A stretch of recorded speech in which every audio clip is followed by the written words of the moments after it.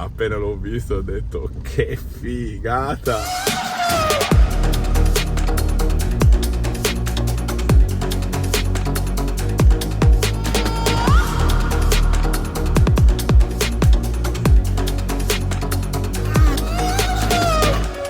Vai Stefanone, fammi vedere cosa mi è arrivato stavolta. Le donne qui non mi volevano aprire prima. Hanno ragione. Porco Giuda. C'è un kit. Kit cattivo. Quindi? E quindi? Non so. Mi servi? Ti servo? Sì. Per applicarle? Esatto. Mi fa comprare minchiate. Pensavi di averli conosciuti tutti poco normali, ma io ce ne ho uno che li batte l'altro. Federico, molto lieto. Come siamo messi qui? Male. Come male? Che cos'è? È per una KTM 1290 Quella Super lì? 20. No, quella è L'altra? un'altra. Che cazzinato è? Ok. Stelline belle. L'avete vista, eh? Proprio bella. Proprio bella. All'inizio ero un po' spaventato, nel senso che Federico? Ero preoccupato che non mi piacesse. Perché i colori originali mi hanno fatto innamorare di questa moto e andare a mettere delle grafiche di una ditta che non conosci oppure di non sapendo neanche che tipo di materiale è, non è che sia un esperto io di adesivi o grafiche, però il tipo che me le ha montate ha detto questo. Quindi Stefanone, come sono questi adesivi? No, stavi andando un po' meglio, stavi dicendo ottima fattura, difficili da montare. Fatti bene, robusti, ottimo adesivo. Perfetto. Quindi approvati. Approvati. Difficile da montare? No, difficili sono tanti. Sono tanti. Tanti. Ah, quindi mi stai dicendo che devo pagare tantissimo. Abbastanza. Quindi sono di questa ditta coreana, si chiama Dub Rabbit, se non sbaglio, e fondamentalmente fa KTM. Adesso ho iniziato a fare forse qualche GS, qualcosa, però ragazzi, vi posso assicurare, non so come rende dal video, ma vi posso assicurare che dal vivo invece è veramente bella. Ovviamente la paperetta non può mancare mai. Allora, questo dovrebbe essere un video abbastanza veloce e soltanto per farvi vedere qualche modifica che ho fatto, modifica se si può dire, e qualche modifica che vorrei fare o che farò. Prima di tutto la sella la vedete qui, la KTM Power Parts, sella KTM Power Parts versione Rally, e l'ho preferita per due motivi. Uno, perché alza di 2 centimetri se non sbaglio la seduta, e questo cosa comporta? Il fatto che tenga meno piegate le ginocchia quando sono seduto. E per me è una manna al cielo, perché sapete meglio di me che le pedane sono molto vicine al culo e quindi quando facevo tanta strada un po' le ginocchia duolevano. E poi anche perché è più comoda, è in gel e ho fatto tanti chilometri per i trasferimenti prima di andare a fare la HAT o altre cagate in giro e il mio deretano ha ringraziato. L'ho presa da Bull Bikes a Modena perché stranamente ne avevo una disponibile al volo alla modica cifra di 200 cucuzze. La consiglio, sì, se fate off oppure se la vostra seduta non è... Ah, oltretutto migliora anche gli spostamenti sulla sella quando siete in piedi, avanti, indietro, non hai il coso che ti tocca il culo, la sella passeggero, importante. Altra cosa che ho montato sono questi della Double Take Mirror, se non erro dovrebbero essere gli attacchi normali RAM. E quelli originali esteticamente erano belli, ma se vi ricordate quando sono andato a fare il giro con Alex, disgraziato, avevo rotto questo. Adesso con questi qua è molto più semplice perché basta che sviti e puoi fare quello che vuoi. E si possono anche completamente togliere, guarda che cosa che mi fate fare. E li consiglio, sì. Hanno gli stessi attacchi, modica cifra 150 cucuzze. E via! Avete visto forse nelle foto o nel video presentazione i faretti supplementari originali KTM. Perché? Vabbè, io li ho presi quando ho ordinato la moto, hanno impiegato non so quanti mesi perché me hanno consegnati un mesetto fa, probabilmente sono arrivati prima ma dovevano arrivare dalla Sicilia, quindi perdevano un po' di tempo. Utili? Non lo so, forse volevo diventare un gessista con la KTM, non lo so. No, stavo scherzando. No, pensavo al fatto per esempio della HAT, quando abbiamo fatto l'endurata notturna. Sì che se mettevo gli abbaianti praticamente sembrava giorno, però forse in qualche angolo cieco mi poteva aiutare l'ausilio dei faretti supplementari. Non mi fanno impazzire esteticamente. E l'altra cosa, ho paura che in off questo attacco in plastica, se prendo una botta di qua, ciao faretti, li lascio lì. Non lo vorrei scoprire. Guardate dov'è il pulsante per l'accensione dei fendinebbia. Ecco, è qua.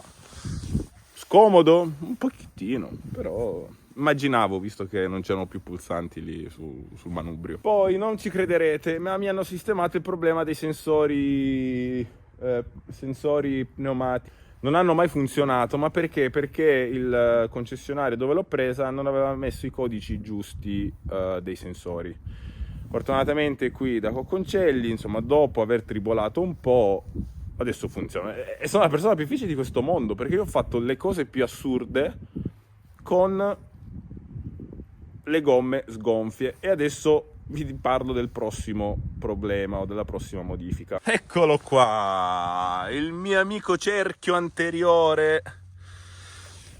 Ecco, l'utilizzo abbastanza intenso e prolungato di codesto cerchio ha provocato delle bozze che a loro volta provocano l'abbassamento continuo di pressione del mio fottuto pneumatico anteriore. Quindi cosa succede?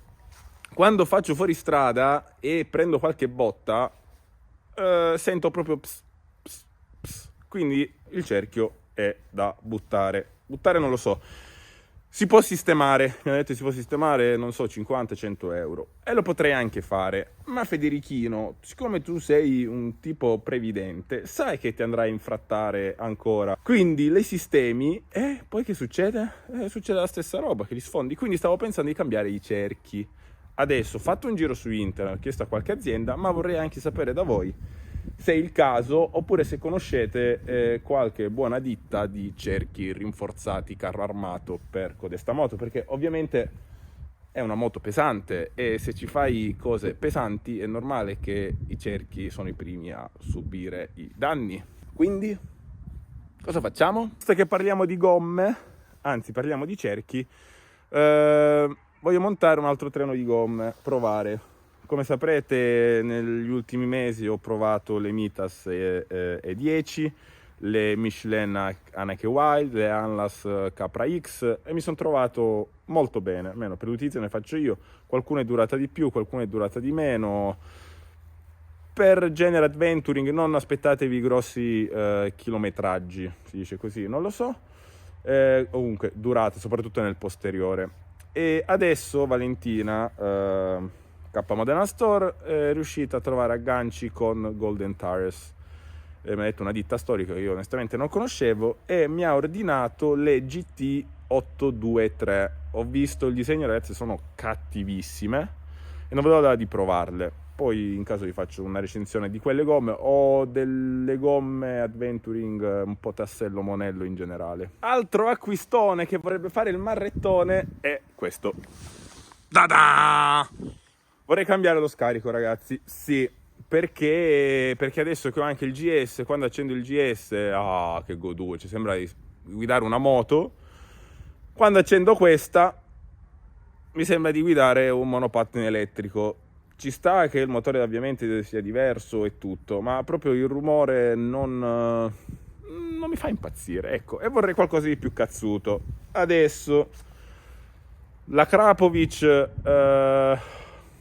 non lo so, sì, so che sono buoni scarichi, ma non mi fa impazzire, anche perché bene o male ha anche la stessa forma.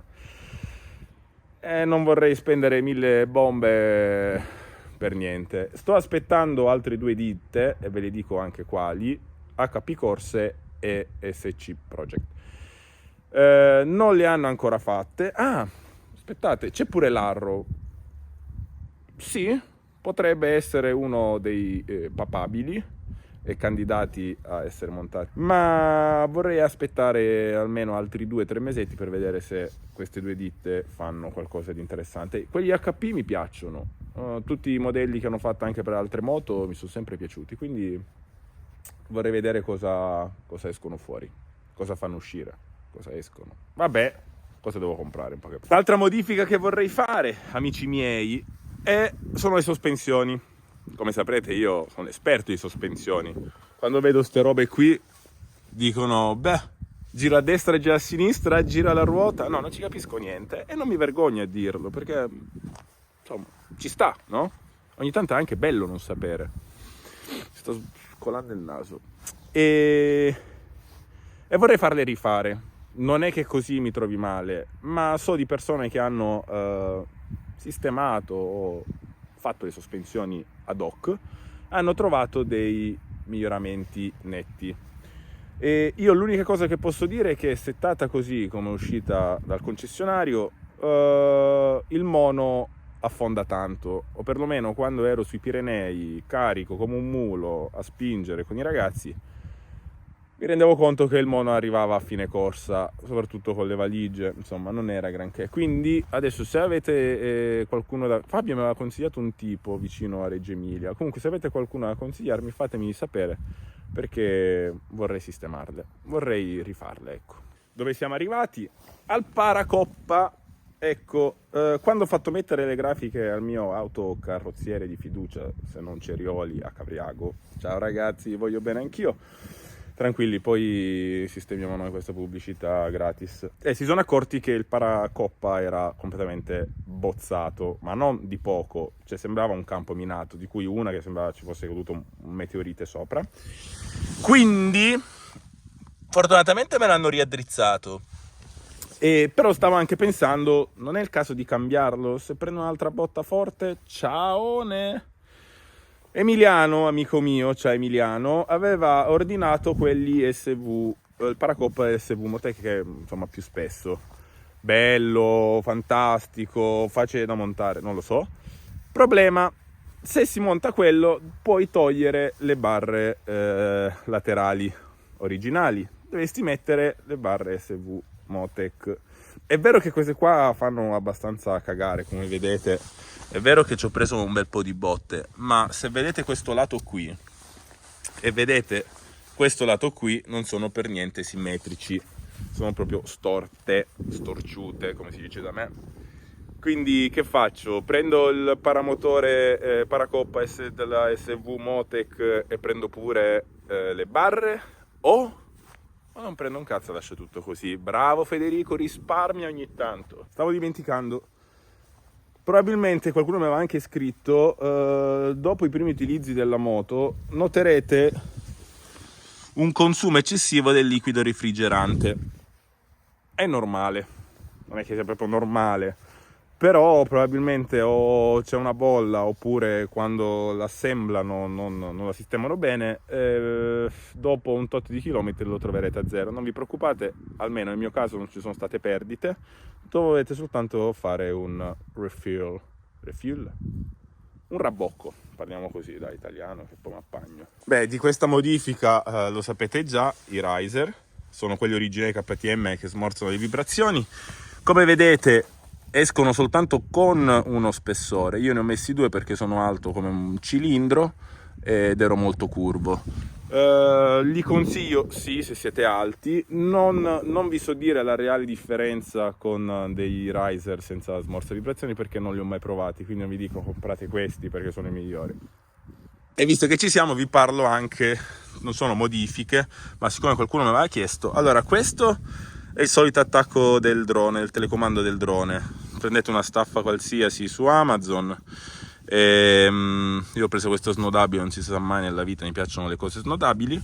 E attaccate l'adesivo dietro il telecomando del drone, papà, il gioco è fatto. I miei amici supporti Quadlock. Questo l'ho messo sullo specchietto che per me è più comodo. E quest'altro che è il supporto tecnicamente da bici. E l'ho attaccato al staffa originale KTM. Qualcuno mi ha detto ma funziona? Io sì, l'ho trovata come un po' grossa, a essere sincero. Per esempio su Amazon vendono soltanto la barretta. Una cosa comoda di questo supporto è che se ci riesco, ecco, vedete, se siete in piedi potete ruotare in su e in giù il navigatore, il cellulare, quello che avete qui. E secondo me è una cosa molto interessante. Forse comunque dove sistemare perché è troppo ingombrante. Questo qua, sto caricatore wireless, lo uso soltanto per giustificare i soldi spesi, ma non mi fa impazzire. Di questa modifica credo di averne parlato, ovvero della pedalina che se voi la girate si alza. Vabbè, le caccole poi? Non lo so. Un po' di sbobba qua. Ah, stavo registrando. Ok ragazzotti, credo di avervi detto tutto. Quindi per favore fatemi sapere se, insomma, se le modifiche che ho fatto, che vorrei fare, vi piacciono o se avete consigli proprio su cosa montare. E per il resto vi ringrazio sempre perché siete sempre molto gentili. Qualcuno ha detto: Federico, ma com'è che non hai haters tu? Ma non so neanche che cazzo sono gli haters. No. Mi piacerebbe girare in moto, ragazzi, sto impazzendo, è veramente da troppo tempo che non faccio un viaggio, comunque un giro come piace a me, con molto relax. Teniamo botta. Oggi è una bella giornata di sole, no? Allenamento, Federichino, bravo, così si fa. Ci vediamo presto, statemi bene e viva la vita. Ciao ragazzi, ci vediamo al prossimo video. Che bellina che sei, quanto mi piaci!